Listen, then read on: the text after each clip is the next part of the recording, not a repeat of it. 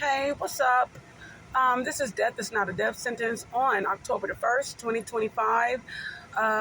One of my months, which is Halloween. That's my favorite holiday. Well, one of them. Christmas is actually my favorite holiday. Anyway, just coming to you on this Wednesday morning. Trying to give somebody some encouragement, some motivation to keep going, to keep striving, to be a better person, to be a better you.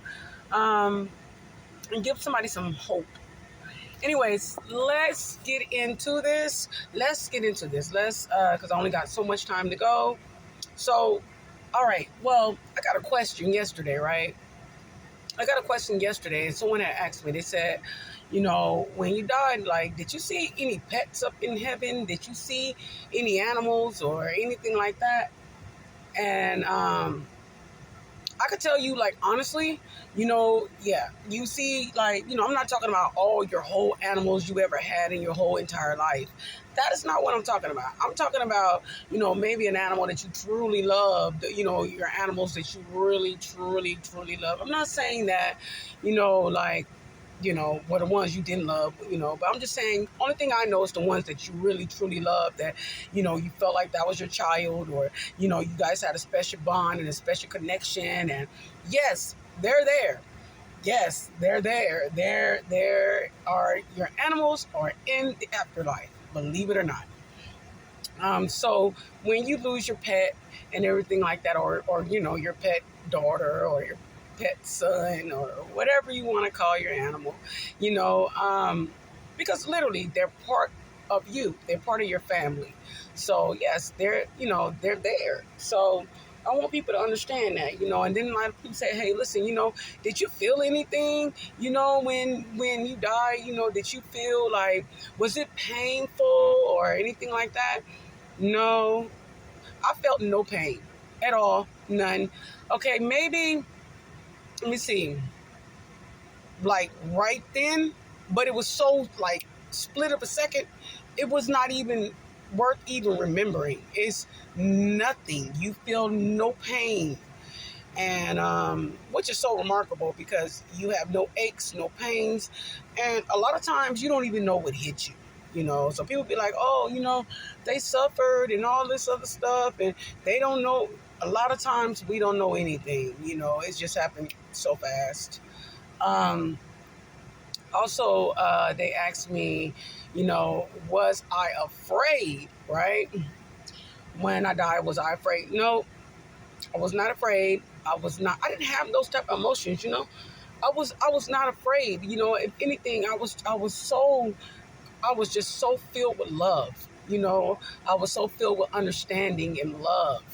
And so that's what it was for me. It was just love all day long. I wasn't afraid because it was love. How can you be afraid of love?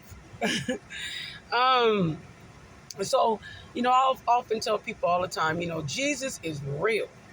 Please do not mistake it. Jesus is real, and, a lot of times, when we come from these experiences, we go into, depressions, or we go into things that we don't understand. We might lose a lot of people along the way. Like, we stop talking to people, we stop dealing with people. A lot of people start falling off, like, you don't deal with them anymore, and things of that nature. Or even sometimes your interests might change, your interests might change. You may not, the things you were going to school for may not interest you anymore. Or your dreams that you always had, you might have different dreams, or you might feel, stuck, but I can honestly tell you, there's nothing wrong with you. It's just that God is removing things out of your life to make ways, for a huge blessing that is coming. That's how God, gets you ready for your blessings, for something big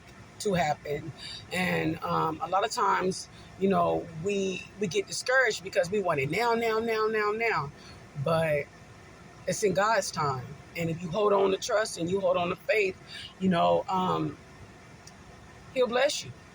So, and it's not all about blessing. It's all about, being a better you, and trusting in God, and trust, and having faith, and knowing that He will provide everything to you.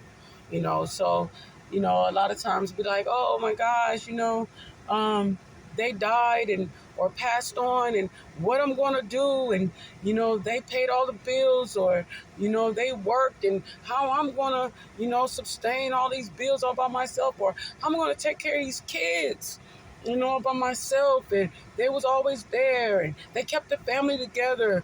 What I'm gonna do?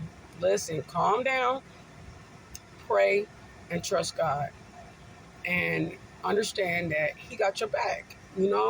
Everything that you're fearful for, or everything that you think you don't have, listen, you got it. You just don't realize you do.